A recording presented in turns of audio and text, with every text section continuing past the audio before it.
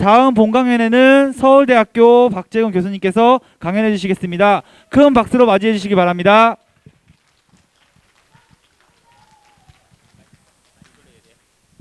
네, 안녕하세요. 방금 소개받은 서울대 박재건입니다. 만나서 반갑고요. 제가 시작하기 전에 잠시 사진 한 장 찍겠습니다. 웃으세요.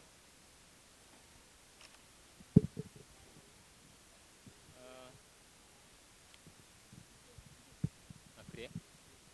굉장히 작게 들리는 것 같은데 알겠습니다. 잠깐만 보니까 과학에 관심이 많은 어머님을 따라서 온 초등학생이 많은 것 같아요. 그리고 중고등학생도 많아 보이는데 그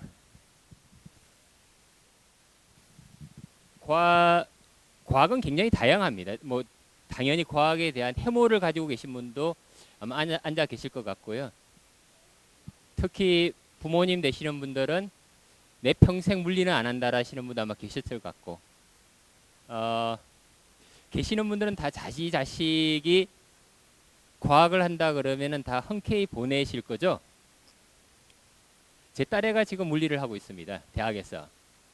근데 제가 물리를 했는데 물리를 하고 있죠.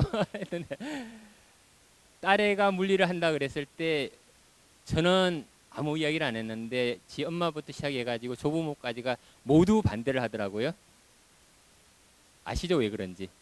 남자도 아니고 딸애가 물리를 하겠다고 그러니까. 그래서 반대를 무릅쓰고 제 딸애가 한 말이 아빠가 하는데 왜 내가 못해?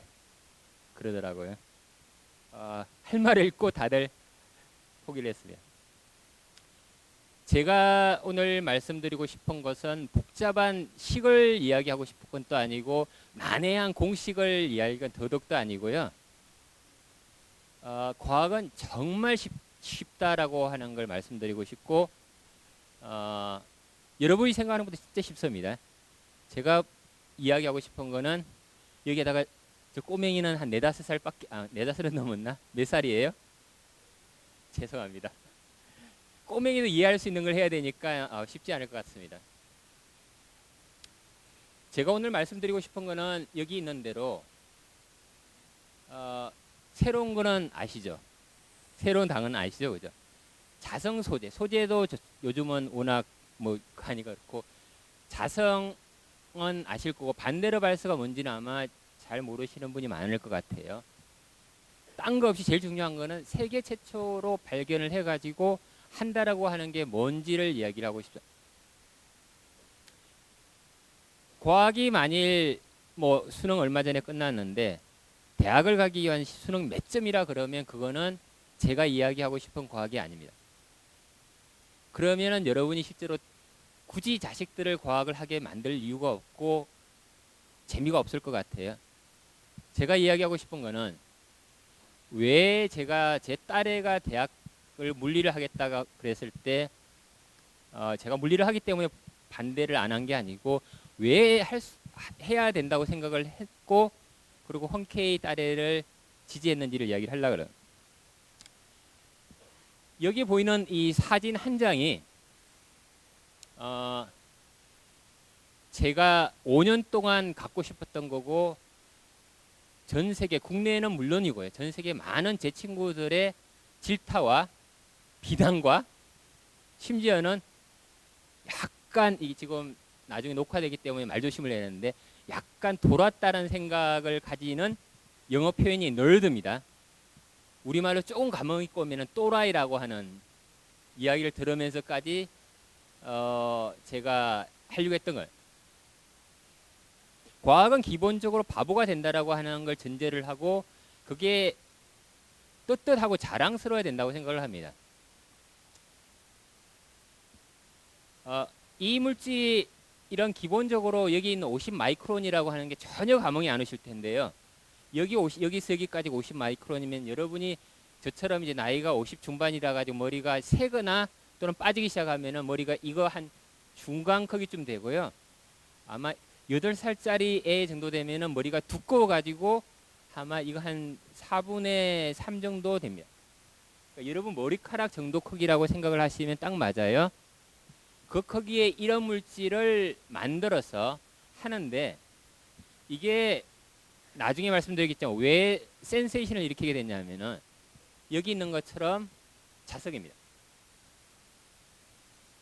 여러분 머리카락 정도 크기를 가지고 더 중요한 거는 원자라고 하는 한 층을 이루는 자석을 구현하는 것 자체가 저는 중요하다고 생각을 해가지고 그 많은 사람 반대도 무릅쓰고 갔는데 막상 되니까 사람들이 굉장히 관심을 보였던 것. 그 얘기를 하려고요. 근데 이제 대중 강연을 해보면요.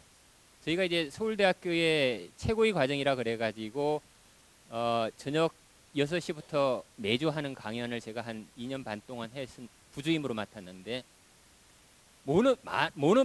많은 분들이 대중 강연 그러면 이게 있어야 된다고 생각을 하시더라고요. 이거 없습니다. 요즘은 이거 있어야 된다고 생각을 해요. 인공지능이면은 그냥 뭐든지 간에 그냥 대박입니다. 그나마 이 정도까지 되면은 모든 분들이 그렇지, 암 중요해, DNA도 들어봤어. 근데 이거 전혀 없습니다. 없는 대신에 이건 있어요. 정말 뭔가 새로운 걸 하고 싶다라고 하는 열정과 갈정 때문에 제가 그 많은 제 친구들의 반대에도 무릅쓰고 아까 말씀드렸듯이 또라이 또는 바보라는 말을 들으면 같이 제가 제 인생을 걸었던 이야기를 하려고 해요. 근데 이제 과학이 우리나라에 잘못 전달된 거는 문제를 잘 푼다라고 하는 게 과학을 잘한다고 생각하는데 전혀 그렇지 않습니다. 만일 문제를 잘 푸는 걸 가지고 과학 순위를 매기면 저는 물론이고 저 딸에도 과학을 할 자격도 안 되고 해서는 안 될지도 몰라요. 근데 과학은 남이 안 하는 걸 하는 게 과학이면 요즘 쉽게 말을 하면은 그게 뭐죠? 그 기업가 정신. 과학의 기업가 정신이 새로운 과학을 하는 겁니다. 기업에는 이익 창출이 최대 목적이죠, 그죠?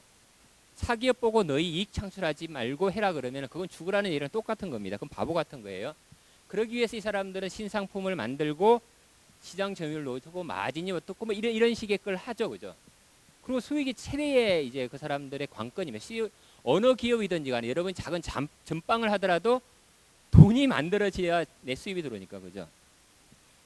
학문을 하는 사람들한테는, 저 같은 사람들한테는 제일 큰 게 질문에 대한 답입니다. 이게 우리 교육에서 굉장히 빠져 있는 부분이에요. 제일 중요한 게 질문이에요. 근데 우리 교육은 실제로 질문을 죽입니다. 혹시 집에서 저처럼 어릴 때 헛소리 하지 마, 그런 거 왜 물어? 그런 이야기를 하시면 애들 과학하는 걸 깡그리 죽이시는 거예요. 집에서 제가 어릴 때 어른들이 굉장히 귀찮았다 그랬더라고요. 항상 왜 그랬대요. 집에서 자식들을 키워보시면 알겠지만 애들이 왜 몇 번만 하면은 그다음 신경질이 나시죠, 그죠? 그렇지 않나요? 애들이 왜 그러는 거는 약간 장난도 들어가 있지만은 정말 그 외에 답을 못 합니다. 몇 번만 해보면은 부모가 대답을 할 수가 없는 지경으로 가요. 왜냐하면 그건 모르니까요, 실제로. 질문을 하는 게 굉장히 중요합니다. 특히 남이 안 하는 질문을 하는 훈련을 저희가 우리 교육에서 죽여요. 부모님이 죽이고요. 학교 선생님들도 질문 몇 번 하면은 학원 가서 물어봐. 그거 왜 할라 그러니? 뭐부터 시작을 해가지고 질문 자체를 싹둑 잘라 놓습니다. 근데 질문이 굉장히 중요합니다.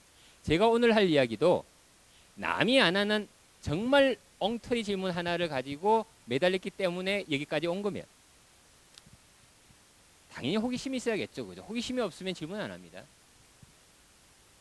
신상품처럼 과학에서 굉장히 중요한 게 뭐냐면 새로운 뭘 하는, 새로운 분야를 창출하는 거예요. 아까 다시 돌아가면은 시험을 잘 보는 게 과학이라 그러면은 그 과학은 남의 과학을 하는 거예요.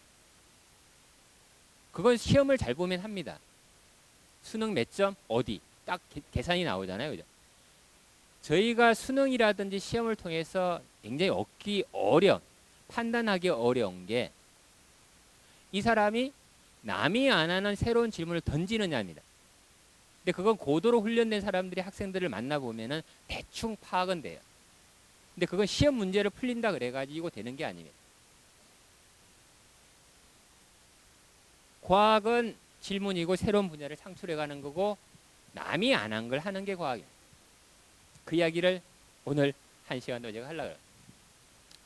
제가 이제 나이가 55입니다. 그렇게 안 보이시죠? 그죠? 제가 나이 55이라고 하면 사람들이 다 웃고 그래요.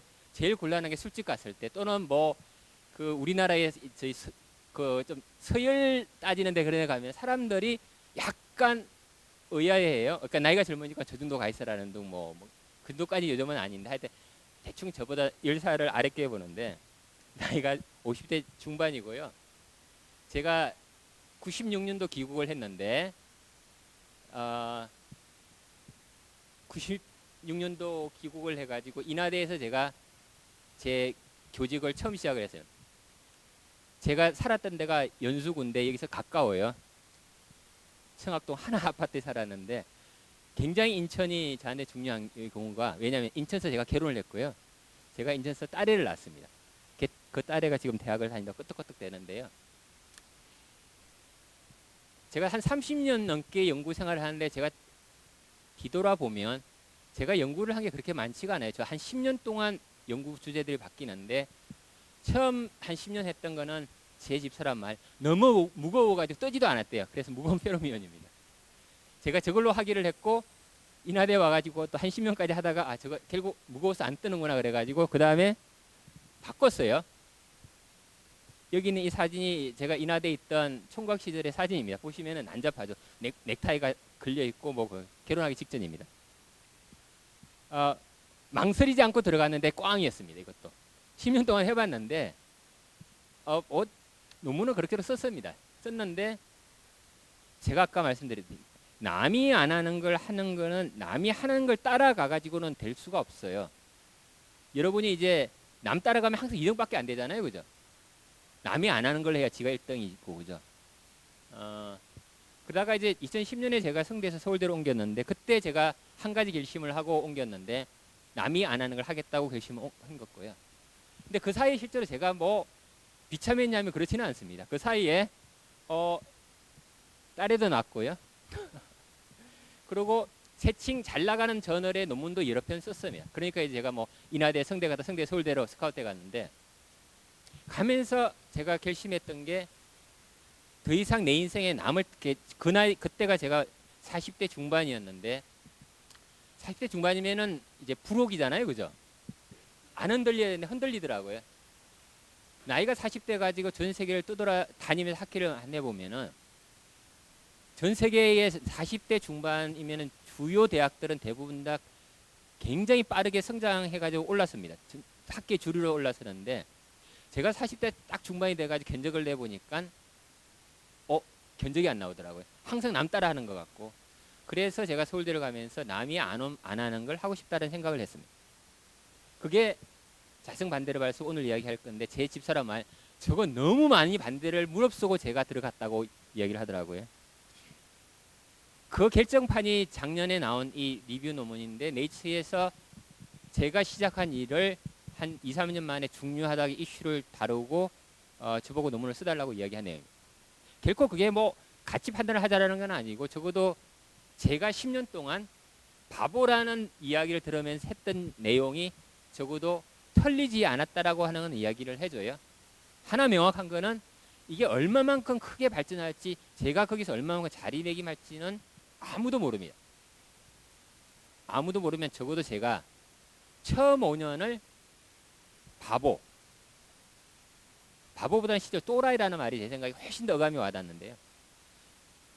정말 그 이야기를 들으면서까지 무수히 많은 반대를 무릅쓰까지 했던 제 판단이 털리지 않았다라고 하는 이야기를 하는 것 같아요. 그래서 이제 그럼 왜 제가 40대 중반에 그런 모험을 하게 됐는지 이야기하고 모험은 그러니까 40대 중반의 모험은 굉장히 위험할 수 있죠. 그죠? 왜 중요하다고 생각을 했고 어떻게 그걸 제가 그냥 모험을 아무렇게나 한다 그런 건 바보라고 생각해요. 정말 그건 바보예요. 모험을 할 때 소위 좋은 말 있잖아요. 확신. 확신은 아무 것처럼 하면 도박이 되는데 왜 제가 제 확신을 가졌고 남을 설득시키려고까지 했는지에 대한 이야기를 하려고 그래요. 그리고 마무리를 좀 하려고 그래요.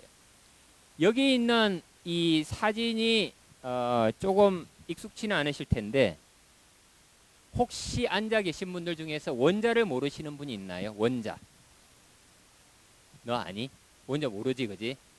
어머님한테 잘 물어봐. 여기 제일 끝에 있는 이 학생은 원자 아나? 모르지. 원자는 물질을 구성하는 채소 단위라고 이야기하고 알아? 원자를 가지고 이런 모형을 만들면 이런 모형이 저희가 하는 물질입니다.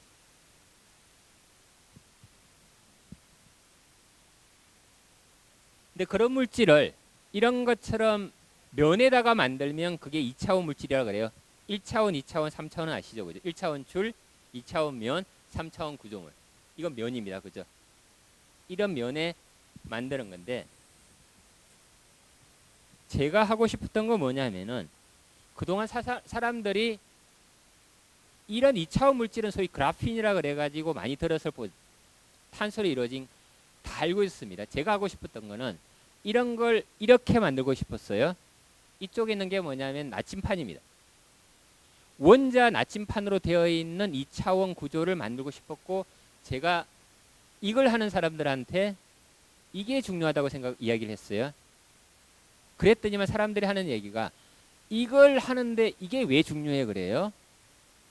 어차피 2차원 구조 이거 아는데 이게 뭐 새로워? 부터 시작해가지고 그 당시까지는 이런 식의 원자로 되어 있는 물질이 알려진 게 없었기 때문에 가능할까? 뭐 별의별 질문들을 많이 합니다. 세상에 안 될 이유를 찾는 거는 굉장히 쉽습니다. 하지 말라고 막 할 때는 안 될 이유 굉장히 많습니다. 되는 이유를 찾아라 그러면 실은 사람들이 잘 못 찾아요. 제가 이제 여기 있는 이 물질을 가지고 제가 제 꿈을 달성할 수 있다고 생각을 했었습니다. 그래서 여기 있는 이런 것까지 갔다고 이야기했는데 아마 이 정도까지 가면 대부분 다 좋을 것 같고요. 벌써 조는 사람이 있네요. 알겠어요. 근데 이제 그 교육은 우리나라의 모든 교육의 문제점은 어디 있다고 보통 얘기를 하죠? 우리나라의 모든 교육의 문제점은 서울대학의 문제라 그러잖아요, 그죠?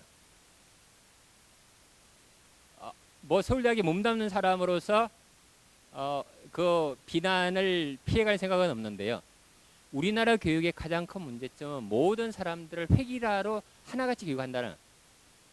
근데 혹시 자식 2명 있는 분들은 금방 아실 텐데 저하고 제 동생이 둘이 있는데 셋이 다 틀려요. 사람 다 다르잖아요, 그죠? 학자도 마찬가지입니다. 학자도 저희 과에 41명의 교수님이 있는데 41명이 다 틀립니다.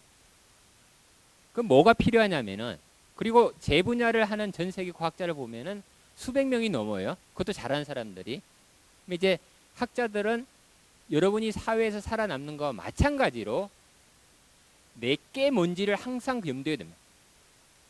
나 혼자 가진 게 뭐나. 그게 이제 여기 있는 소위 나만의 전략이에요. 저희 방에서 하는 전략은 뭐냐면은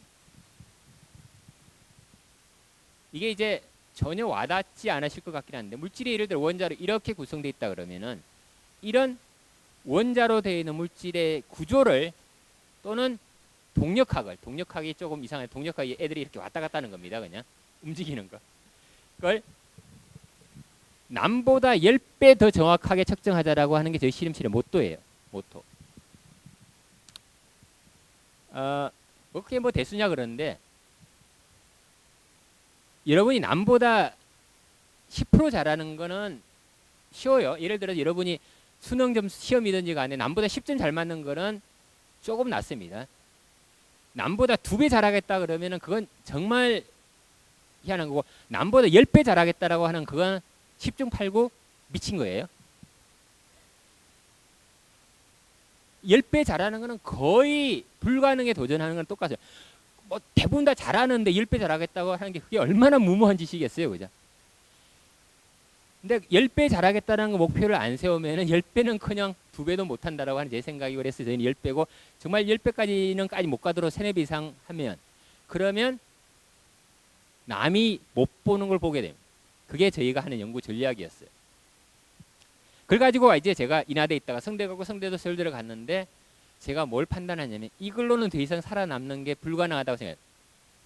하나 말씀드리기에는 제가 만일 편하게 살고 싶었으면은 그냥 이거 가지고 계속 은퇴가 제가 11년 은퇴가 남았는데 그냥 가면 됩니다. 그냥.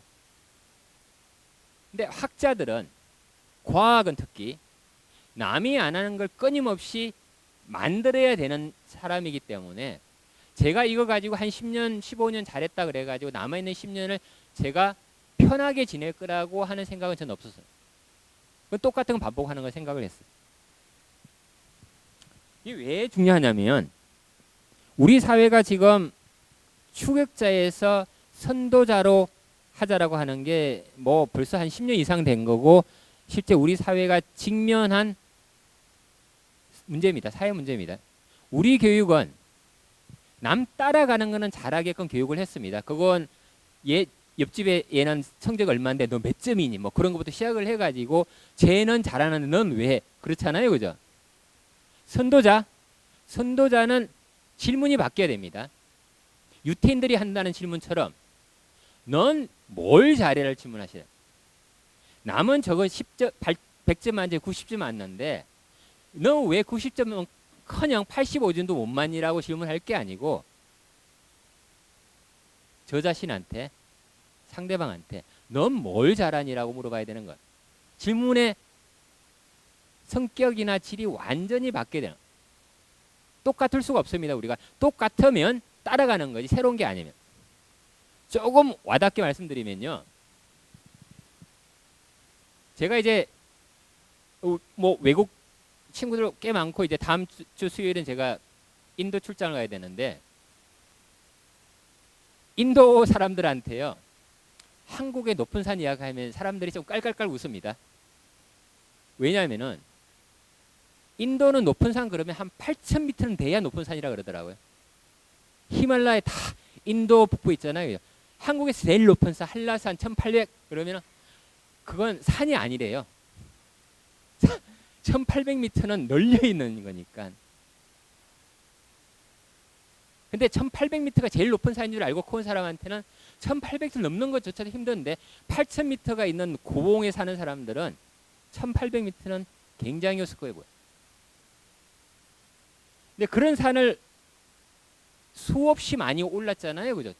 요즘은 히말라야 등정하는데 줄이 너무 길어가지고 그래서 올라가다 죽는다는 얘기도 나오고 그렇잖아요. 그죠? 히말라야 오른 사람이 모르겠습니다. 수천 명은 될 것 같아요. 1,800번을 오른 사람 아무도 모를 거고 중요하지 않습니다. 히말라야 등정에 제일 중요한 사람은 누가 제일 처음 올랐나요? 안 그런가요? 여러분 중에 히말라야 101번째 오른 사람 보고 싶으세요? 똑같습니다.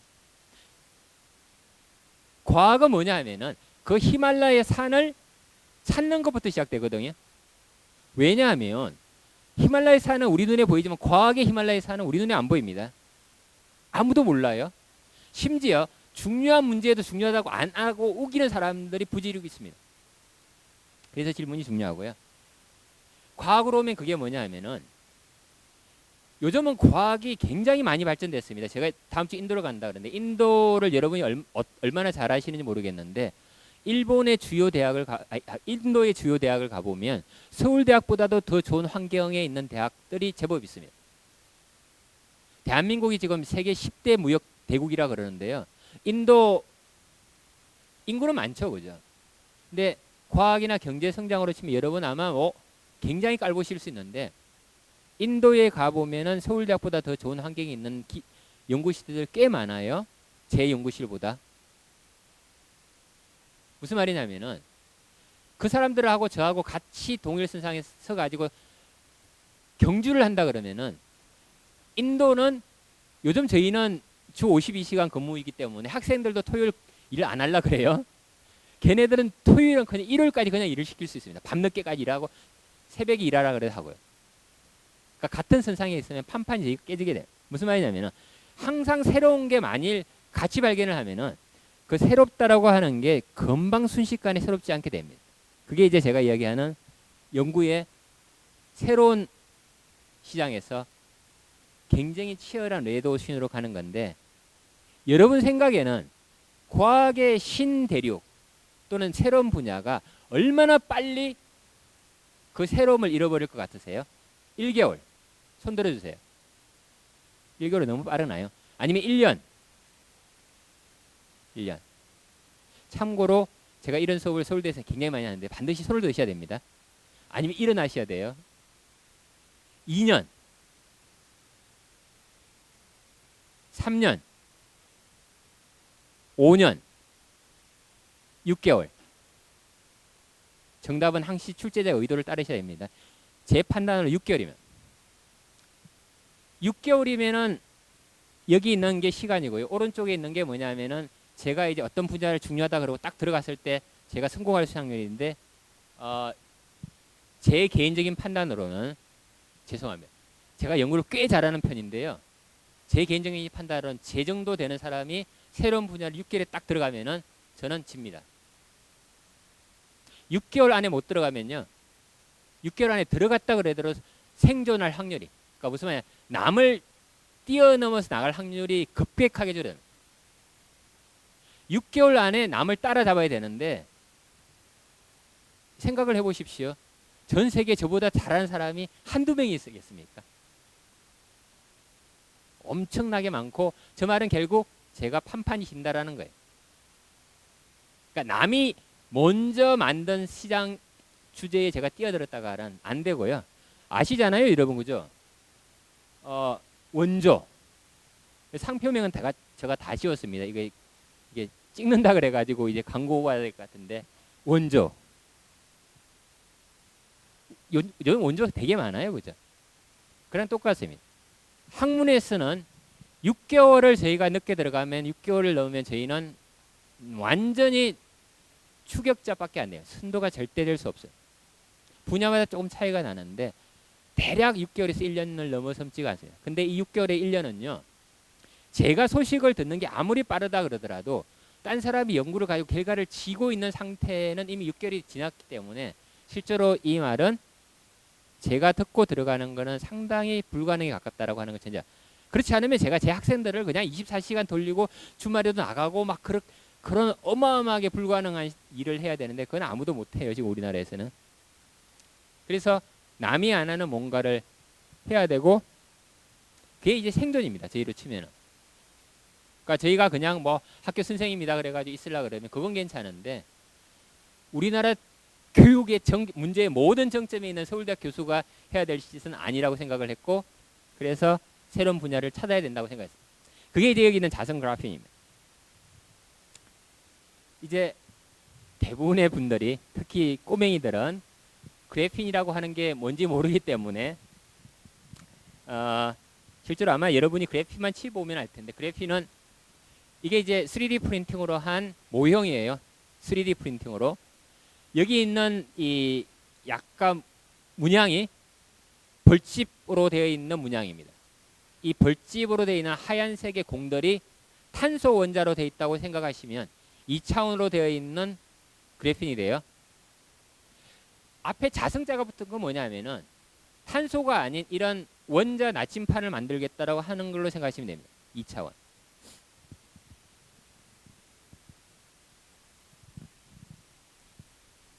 이겁니다. 이게 그래핀이에요. 이게 2005년에 발견돼 가지고 2010년인가에 노벨상이 갔습니다.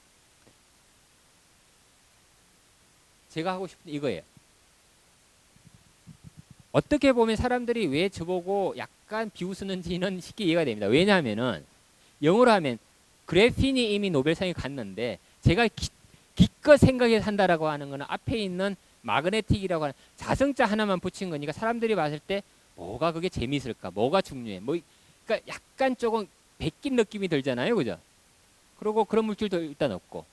그리고 또 다른 하나는 그래핀이 노벨상까지 가가지고 연구가 확 오르는데 굳이 뭐 새로운 걸 할 필요도 못 느낄 거고. 그죠? 그러니까 제가 하는 것 자체가 말 그대로 CR이 먹힐 수가 없습니다. 뭐랑 똑같으냐면은 삼성이 지금 갤럭시를 가지고 핸드폰을 가지고 돈을 굉장히 많이 벌었는데 저기 새로운 시장이 있으니까 삼성 부회장한테 제가 가가지고 그거 갤럭시 접고요. 이거 하세요. 듣겠습니까? 똑같아요. 그래핀 가지고 한참 좋은 일들 한다고 막 그러는데 제가 가지고 그거 재미없으니까 이거 해보세요 그러면은 대부분 다 하는 말이 야, 너 미쳤구나. 뭐 그럴 거예요. 그죠? 그 소리 제법 들었어요. 사실이에요. 그래서 그 연구 하지 말라고 하는 사람들이 꽤 많았습니다. 쟤를 아끼는 사람도 그렇고 쟤를 싫어하는 사람도 그렇고 다. 왜 제가 남들한테 그런 욕을 먹으면서까지 그걸 하고 싶으냐면은 조금 더 깊은 이야기를 해야 되는데 이제 물리하는 사람들한테 차원은 굉장히 중요합니다. 그래서 사람들이 좀 이상한 사람들을 4차원에 산다 그러잖아요. 그죠? 그런 이야기 들어보셨죠? 그죠? 이상한 사람들을 4차원에 산다 그래요. 물리하는 사람들은 차원이 낮아지면 낮아질수록 중요하다고 생각하고 그 차원이 3차원에서 2차원으로 내려가고 1차원으로 내려가고 그래요. 근데 2차원은 통상 저희가 알고 있는 세상이랑 꽤 많이 달라요. 주된 질문이 뭐냐 하면은 2차원에서 온도를 내리면 어떤 일, 그 어떤 일이라고 하는 건 상전이가 어떻게 발생할까라고 하는 게 질문인데 상전이 모르시잖아요. 그죠? 상전이 딴 게 아니고 물로 치면 얼음에서 물에서 수증기로 바뀌는 현상입니다. 그러니까 여러분이 보는 물은 전부 다 3차원 물이에요. 만일 물을 1차원, 2차원으로 만든 다음에 그 물을 온도를 내리면 얼음이 될 테고 온도를 올리면 수증기가 될 텐데 그런 현상이 우리가 아주 익숙한 그런 현상과 어떻게 차별이 하나를 질문이 던지는 게 2차원이고 그런 2차원에 대해 이론은 꽤 많이 되어 있습니다.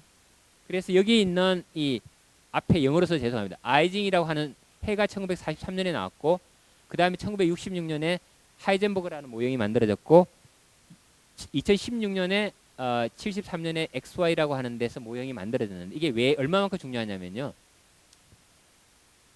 노벨상이 항상 중요한 거의 척도는 정확한 척도는 아니지만 그래도 꽤 시장이 어떻게 흘러가느냐 볼 수 있는 건데 여기 있는 이 두 번째 업적을 가지고 2016년에 여기 있는 세 사람이 노벨상을 받았어요. 2016년에 노벨상을 줬다라는 말은 이게 한 2, 30년 동안 상당히 반향을 일으켰다는 겁니다. 굉장히 중요한 효과를 줬다는 겁니다. 그러니까 2차원에 어떤 일이 벌어지는지를 던지는 질문은 굉장히 중요하다라는 거예요. 그걸 사람들이 다 이해를 했습니다. 2차원 질문 중요해. 그러니까 노벨상까지 갔죠. 그죠? 그럼 이제 사람들을 설득을 해야 될 게 왜 2차원 자성을 띠는 막대 자석과 같은 자석을 띠는 게 중요한지를 설득을 해야 됩니다. 2차원이 중요하다라는 거는 제 말이 아니고 교과서도 나와 있고 2016 노벨상도 갔으니까 굳이 저 같은 사람이 이야기를 안 해도 다 알아요. 제가 해야 될 일은 왜 2차원 자성이 중요한데 방금 말씀드렸듯이 여기 있는 이 세 가지 업적이 하나같이 중요한 업적입니다. 굉장히 중요한 업적들인데 원래 이 사람들이 여기 있는 이 문제를 풀었을 때는 자성체를 염두에 두고 문제를 푼 건 아니고 꽤 넓게 문제를 풀었는데요. 물리학자들이 저런 현상을 이해할 때 가장 손쉽게 접근하는 게 자성체입니다. 자성체는 여러분이 어릴 때부터 막대 자석을 봐서 알겠지만 실제로 물리 현상에서 우리가 굉장히 익숙하게 취급하는 현상들이에요. 근데 문제가 어디 있냐면요. 예를 들어서 여기 있는 아이징 모델이라고 하는 온사워 솔루션이 라스 온사가 1943년에 논문을 썼는데 이 사람이 68년에 노벨 화학상을 받았는데 이 업적으로 노벨상을 받은 건 아닙니다. 하지만 이 사람이 한 중요 업적 중에 하나는 들어가요. 어느 정도로 중요하냐면은 저 업적을 저희가 대학원 1학년 때 한 2주에 걸쳐 가지고 배웠습니다.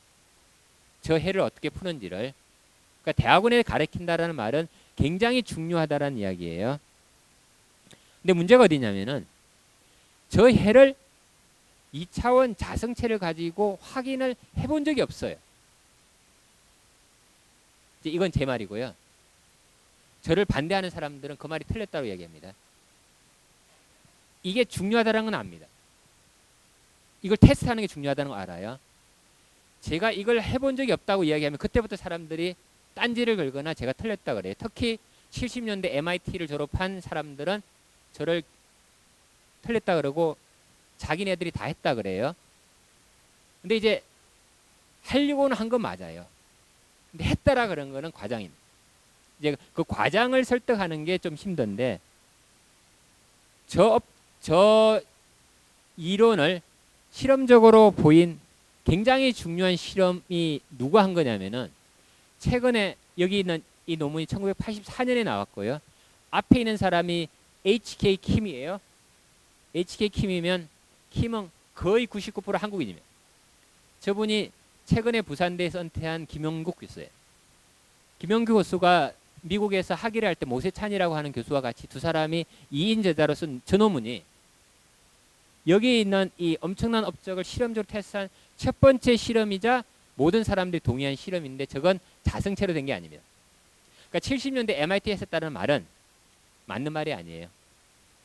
어느 정도로 맞는 말이 아니냐면은 요즘은 위키피디아가 대부분 굉장히 정확하잖아요. 그죠? 위키피디아에 들어가 가지고 모세찬이라고 하는 사람 업적을 치면 모세찬 업적에 이 일이 들어가 있어요. 그러니까 MIT 70년대 MIT 학위를 했던 사람들이 이야기하는 거는 절반만 진실이지 절반은 맞지가 않아요.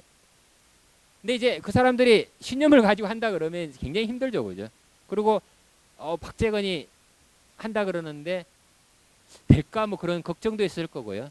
그리고 70년대 MIT가 하다가 뭐 했는데 왜 2010년대 한국에서 박재건이 해? 뭐 그런 생각도 있을 겁니다. 냉정한 사실은요. 대한민국이 경제 대국이 돼가지고 2010년에 쯤에 한국의 인지도가 높아졌지만은 학문적으로는 한국은 여전히 변방입니다. 대한민국을 과학자들이 외국에서 꽤 좋게 봐주지만은 여전히 한국은 외국이 안 한 새로운 일을 못하고 있기 때문에 학자들이 봤을 때 한국은 여전히 변방이에요. 그런 데서 남들이 70년대 MIT가 했던 일들을 다 새롭게 하겠다 그러니까 다 고개를 절레절레 흔들죠. 그러니까 저를 아끼는 사람이 생각해도 야, 너 그거 불가능해라는 것도 하고 저를 좀 싫어하는 사람한테 네가 뭘 하겠니라는 생각을 가질 때도 있고 그죠. 근데 이제 자식을 교육했을 때 이건 잘 생각해 보셔야 되는데 전 시골 출신이기 때문에 시골에서 좀 거치게 삽니다. 저희는 뭐 왕따도 몇 번 당해봤고요. 그래서 거칠게 살아가는 법을 배웠는데 세상에서 새로운 걸 한다라고 하는 거는 용기가 필요합니다. 용기는 남이 틀렸다 그랬을 때 그 사람의 틀린 말들을 경청은 하되 자기의 신념에 따라갈 수 있는 자신감이 있어야 된다는 의미를 해요. 그러니까 절대로 자식들 뭘 한다 그랬을 때 너는 안 되라 말씀하시면 안 됩니다. 할 수 있어요. 그래서 소위 시골에서 자란 깡으로 그래? 한번 해보지 그러고 달라들었어요. 근데 이제 모든 일이 그렇듯이 대부분의 미친 생각은 대부분의 일들이 그렇듯이 실패합니다. 제가 이제 모든 사람들의 반대를 무릅쓰고 반대를 발설을 자성 반대를 발설을 시작하기가 딱 들어가 가지고 했는데 한 몇 년 동안 정말 목표 달성은커녕 별 재미를 못 봤어요. 여기 있는 이 물질이 저희가 발견한 물질이고 제가 원했던 벌집 구조는 맞고 자성도 맞는데 2차원을 못 만들더라고요. 만든다고 생각하고 들어갔는데 뭐 별의별 짓을 다 해봤습니다. 뭐 자세한 이야기는 여기서 이야기할 거 아니고 해봤는데 항상 이런 일이요. 될 것 같은데 안 되잖아요. 그죠? 학생들이 사진을 들고 왔는데 될 것 같은데 조금 더 해봐. 왜 안 되니? 근데 몇 년을 하다가 안 되는구나. 자포자기에 빠지게 되잖아요. 그죠? 그래. 외국 사람들 하지 말라 그래서 그 이야기를 들을 걸. 왜 내가 사서 고생하나? 근데 항상 실패는 새로운 생각의 전환을 가져오게 되고 그 생각의 전환은 항상 내가 살아왔던 궤적 속에 있다는 그 생각이 돼요. 제가 한 몇 년 동안 실패를 하다가 정확히 어떤 계기로 했는지 모르겠는데 제가 90년대 초반에 나이가 20대 후반일 때 박사후 연구원으로 프랑스 그레노블이라고 하는 꽤 아름다운 곳에서 연구원 생활을 할 때 읽었던 논문들을 생각하게 됐어요. 지금 여기 있는 이 박스를 친 데가요. 프랑스 그레노블이 프랑스 알프스의 입구에 있고요. 보시면 알겠지만은 여기 있는 이 산이 겨울에도 이쁜데 이 뒤쪽에 보이는 이 여기가 있는 프랑스 알프스입니다. 그 겨울에 스키 타러도 사람들 꽤 많이 가는 데인데 제가 연구를 했던 곳은 여기 있는 이 박스 친 곳에 여기 있는 이 화살표가 있는 이 빌딩 속에서 제가 첫 번째 연구원 생활을 했어요. 프랑스에서. 연구원 생활할 때는 혼자였거든요. 96년도에 제가 귀국해가 결혼했으니까 당연히 그때 혼자여야 되죠. 그죠? 혼자가 아니면 문제가 생기는데.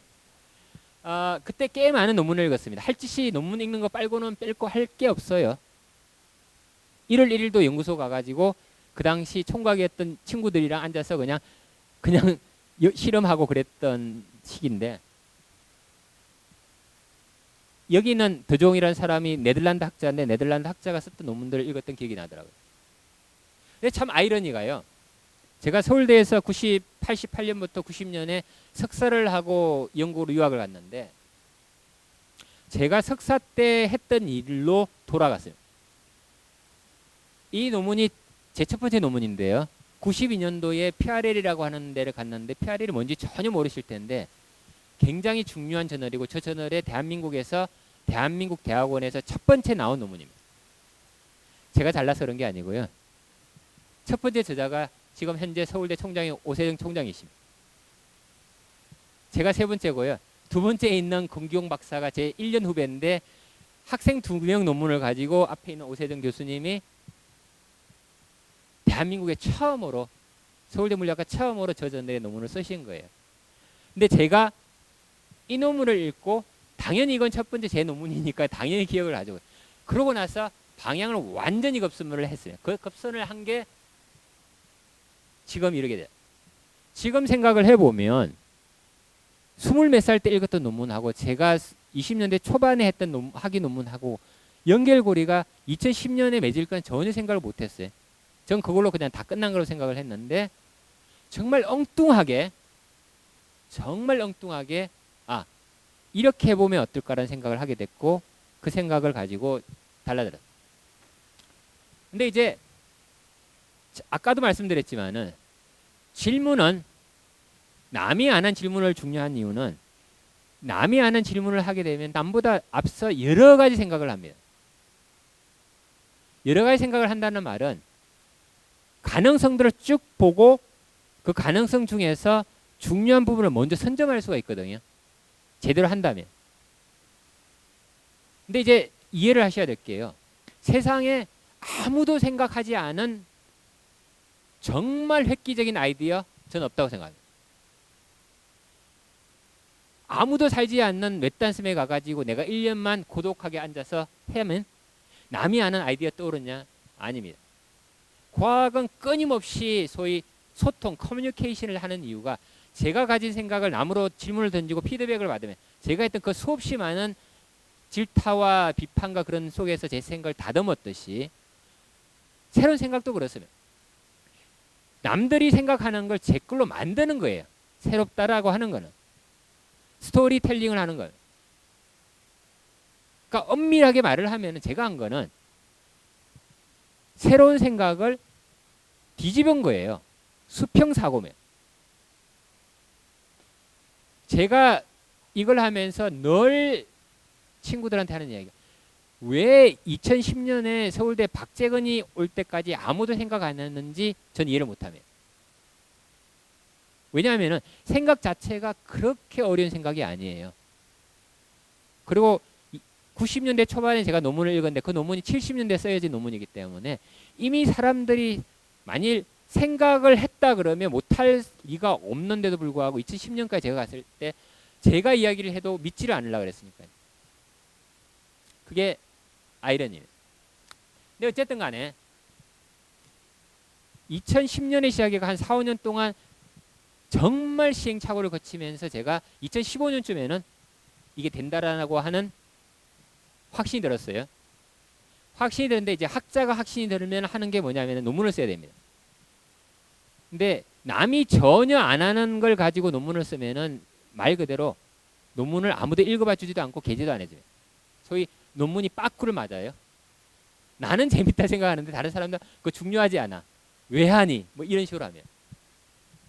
근데 학자가 살아남을 수 있는 방법은 논문을 써가지고 내가 이런 생각을 가지고 있으라고 하는 도장을 찍어야 돼요. 근데 아무리 생각을 해도 제가 제 논문을 가지고 당장 저 마음이야 뭐 네이처 사이언스 항상 쓰고 싶은데 안 되겠더라고요. 근데 그러면은 제가 그때까지 기다려야 되느냐? 그것도 아니겠어요? 하나 방법은 내가 바보가 될 생각을 하고 공개적으로 내 생각을 공론화시키는 건데 그 공론화는 학술지가 논문을 쓰는 거고 제가 다행히 영국 물리학회지 편집위원으로 있어가지고 부편집장인데 그 저널은 제가 설득을 할 수가 있어요. 제가 부편집장이기 때문에. 그래서 제가 이러이러한 생각을 하고 있는데 중요한 것 같다 그러고 그 저널에 사람들 설득을 해가지고 논문을 썼어요. 2016년. 여러분 혹시 킹스 스피치라고 하는 영화를 보신 분이 있나요? 킹스 스피치 영화 보신 분 없으세요? 킹스 스피치 안 보시면 꼭 보십시오. 베토벤 7번 교향곡의 2악장이 그렇게 아름다운지는 킹스 스피치를 보기 전까지 사람들이 몰랐고요. 킹스 스피치를 보시면 여러 가지를 아는데 거기 굉장히 중요한 한 대사가 나옵니다. 뭐가 있냐면은 말드덤이 영국 조지 4세인가 6세인가를 넌 왕이 될 자격이 없어라고 조롱합니다. 조롱하는 게 그 사람이 말드덤는 거 극복하도록 막 조롱하니까 그 킹 조지 4세인가가 뭐라 그러냐면은 I have a voice라 그래요. I have a voice. 무슨 말이냐면은 내 생각이 있다라는 거예요. 내 생각. I have a voice. 학자는 내 생각을 다른 사람한테 이야기를 하고 그 생각이 꽝이 됐을 때 창피함을 무릅쓸 수가 있어야 되는데 2016년쯤에는 제가 그런 창피함을 무릅써야 된다는 각오가 있었고 감행을 했으면 지금 이 논문 안 썼으면요 이 일을 대한민국에서 박재근이 제일 처음 했다는 일을 아무도 몰라줘요. 논문이 있으니까 아무리 읽기 싫어도 그 논문이 이 논문에 그 이야기가 있어 저를 도와주고 싶은 사람은 언제든 인용하고 저를 인용하기 싫은 사람이라 그 논문이 있는 건 아닐까요? 만일 제가 수줍고 그 다음에 우리나라 교육에서 태반이 자신감이 없고 남들한테 손가락질 받는 걸 제가 무서워했다 그러면 그 짓 못하면 남들이 다들 그거 안 돼. 그거 아무것도 쓸모짝이 없더라고 하는 그 비난을 무릅쓰고 제가 I have a voice라고 할 수 있던 거는 하나밖에 없어요. 제가 시골에서 자랐고요. 왕따도 겪어봤었고 극복도 해봤고 남의 시선이 아무렇지도 않은 걸 너무나 잘 알기 때문에 남이 나를 어떻게 생각을 할까? 나이가 신중반이 되면요 아무 쓸모가 없어요. 중요한 거는 나와 내 가족이에요. 내가 사람을 어떻게 살아가느냐.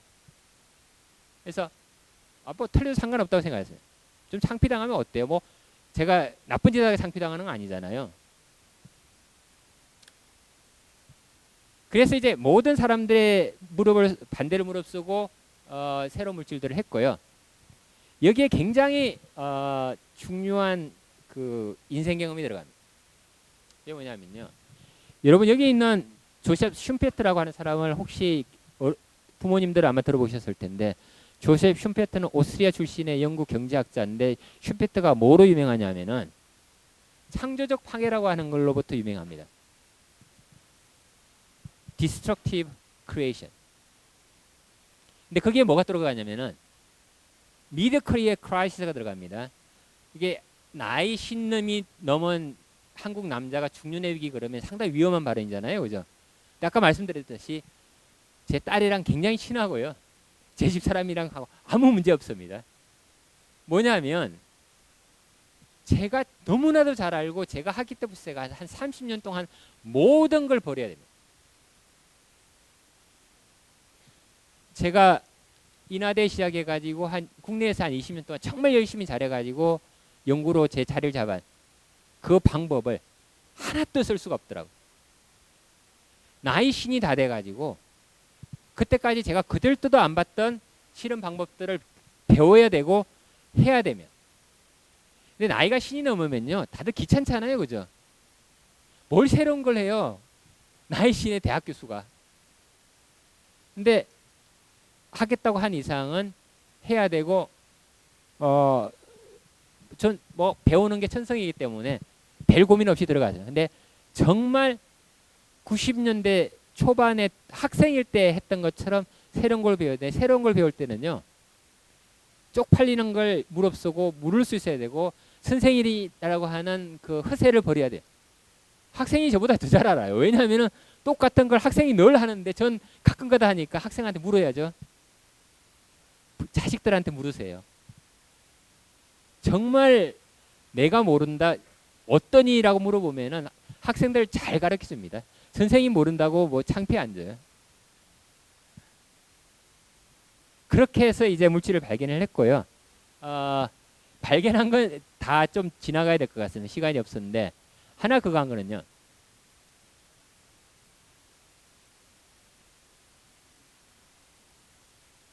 제 처음 목적은 여기 있는 온사고 솔루션을 실험적으로 확인하는 거였고, 저희가 이제 서강대 정현식 교수님 팀하고 같이 해가지고 여기 있는 이 논문을 내면서 70년 만에 이 실험을 실험적으로 검증을 했습니다. 2016년에 정말 중요한 일이었어요.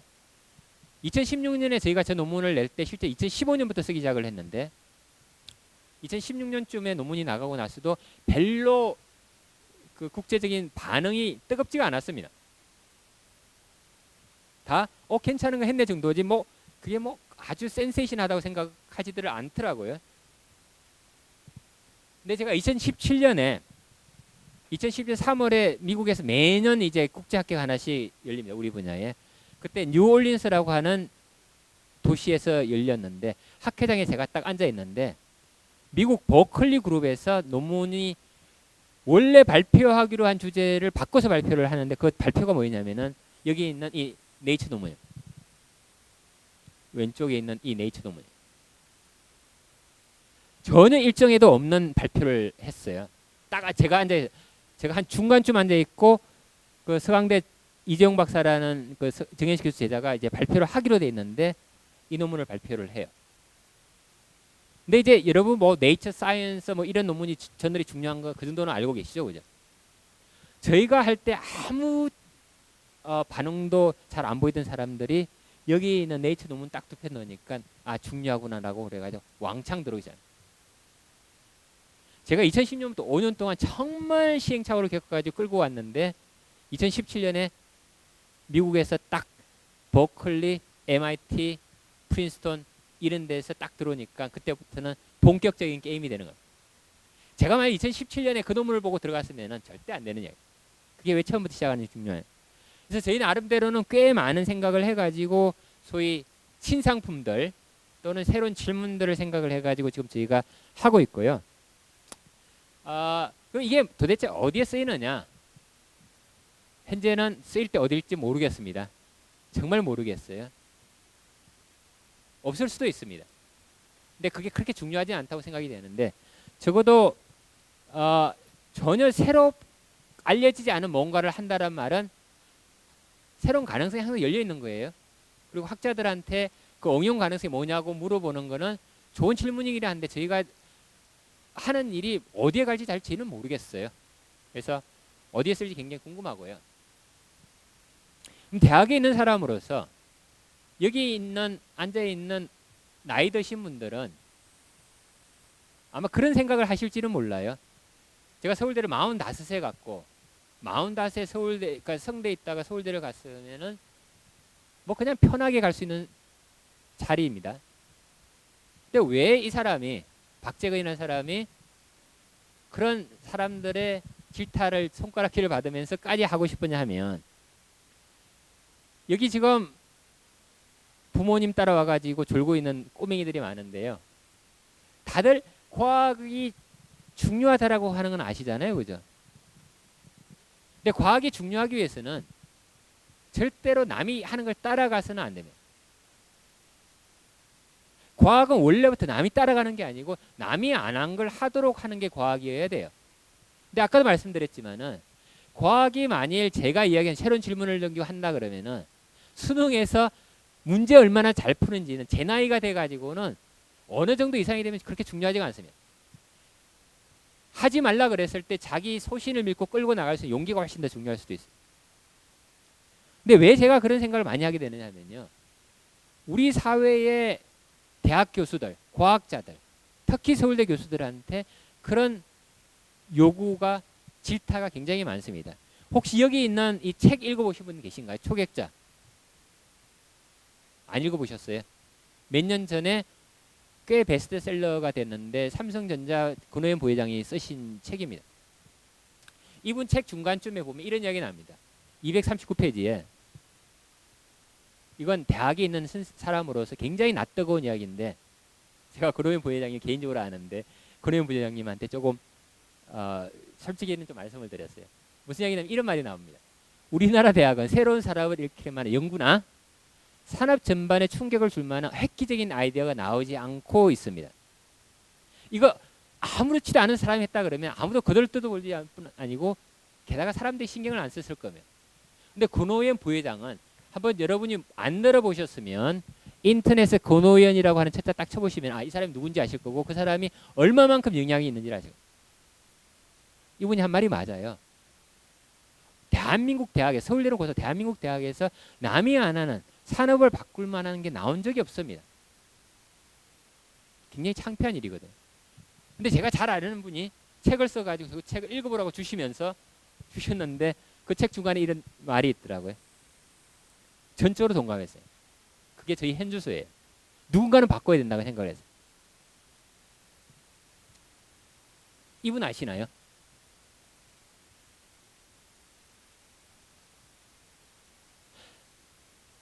아니에요. 내가 이렇게 잘생기지를 않았습니다. 뭐라고요? 여러분이 만일 현대자동차를 타시면 이분의 발명품을 타고 계신 겁니다. 실제 우리나라 자동차에 굉장히 중요하신데 이분이 누구냐면은 이현순 박사세요. 전 현대자동차 개발본부장, 사장, 부회장, 현대 두산중공 부회장, 지금 울산 과기대 이사장. 이분이 뭘 하셨냐면은 90대 초반에 한국 현대차에서 한국의 독자 엔진을 처음 개발하신 분이에요. 전 세계 자동차 역사에서 제가 기억하기로는 독자 엔진을 개발한 나라가 5번째인가 6번째가 그렇다 그래요. 90년대에 이분 책을 읽어보면요. 내 가슴에 엔진에 불을 당겨라라는 책을 읽어보면은 90대 초반에 현대자동차에서 엔진을 개발한다 그러고 수없이 시행착오를 할 때 그 당시 현대자동차의 미쓰비시 엔진을 가지고 팔던 많은 사람들이 어떻게 방해를 했고 반대를 했는지가 정말 적나라하게 나와 있습니다. 현대자동차 엔진 개발 본부장을 하루아침에 방을 빼가지고 책상을 복도에 내놨대요.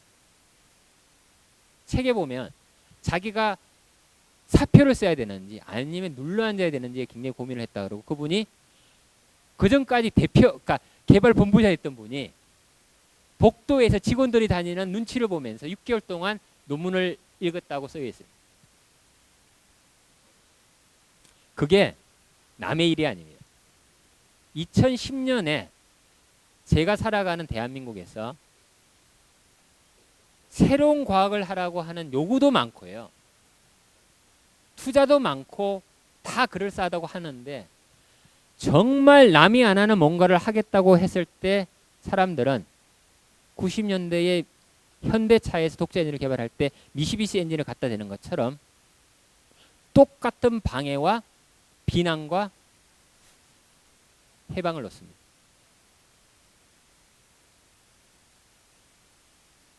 아직 제방 빼는 그런 상황까지는 안 가는데 새로운 걸 뭘 한다라고 하는 사실을 우리 사회가 조금 더 이해를 해야 될 것 같아요. 남들 따라가는 거는 근사합니다. 일본 SS, 미국 SS. 그거 해서는 안 됩니다. 과학은 그거 하라고 하는 게 아니에요. 과학은 말 그대로 새로운 걸 하는 게 과학이어야 되고, 그건 서울대학이나 메이저 대학들은 계급장 떼고 미국 아이비리그 대학 교수들이랑 붙어가지고 지더라도 붙어야 돼요. 그러지가 않으면 대한민국의 기초과학이 안 됩니다. 한번 생각을 해보십시오. 지금 90년대 이현순 박사가 현대자동차 독센일 개발을 못했다 그러면 현대자동차 없습니다. 아시잖아요. 여기 가까운 부평에 있던 대우자동차 날라갔잖아요. 엔진 개발 안 해가지고. 엔진 개발 안 한 껍데기는요. 우리나라가 아니고 인도도 잘할 수 있고 인도도 더 싼 값에 잘할 수 있는 나라가 정말 많습니다. 내게 없으면 우리가 서 있는 위치는 결코 살아남을 수가 없어요. 그게 내게 있을 때, 내 걸 할 때 정말 다양한 인재가 필요하면 모든 게 그렇듯이 대한민국의 과학은 리더십이 없고 왜곡돼 있고 필요하면 그걸 만들어야 돼. 우리의 지나온 과거가 과학의 리더십이 필요 없었기 때문에 지금까지 와 있는지도 몰라요. 하지만 지금은 만들어야 됩니다. 새로운 걸 해야 돼. 정말 새로운 걸 해야 돼. 그래서 이제 제가 이 연구를 하면서 제가 처음부터 남이 안 할 때부터 했더니 저 나름대로 전략을 짤 수가 있었고 짠 전략이 뭐냐면은 제가 가끔가다 이런 얘기를 합니다. 내가 새로운 걸 하려 그러면은 혼자서는 절대 안 된다고 생각합니다. 왜냐하면 외국에는 굉장히 많은 사람들이 일을 해요. 제가 하는 비유가 하나가 있습니다. 수양제가 100만을 끌고 와가서 마지막 30만 명의 별동대를 했을 때 얼지문덕이 3만이라고 하는 사람을 끌고 가가지고 싸울 수가 있었지. 얼지문덕 혼자 가가지고 단기 필마로 가면 판판집니다. 뭐냐면은 혼자가 아니고 같이 도와주는 사람과 같이 일을 하는 사람이 있어요. 외국에는 절대로 저는 의존할 수 없다고 생각을 했고 그래서 굉장히 공을 들여가지고 국내 전문가들이랑 같이 일을 하자고 설득을 했습니다. 조금 다르면 꼬드겠습니다. 우리말에 구설이 서말이라 깨어야 보배라는 말이 있잖아요. 국내 대학에 계시는 분들이 정말 대단하신 분들이에요. 다들 하나같이 다들 뭐 수석하신 분들이고 그래요. 근데 과학은 종합적으로 같이 하는 집단의 새로운 것. 지금 여기에 있는 분들이 제가 하는 일을 굉장히 많이 도와주고 계시고 같이 서로 많이 배우고 있어요. 그리고 이런 필연적으로 외국 사람들이랑 네트워크가 필요하고 그것도 굉장히 중요합니다. 그래서 이제 외국의 주요 대학에 있는 교수들과 저희가 지금 현재 연구를 하고 있고요.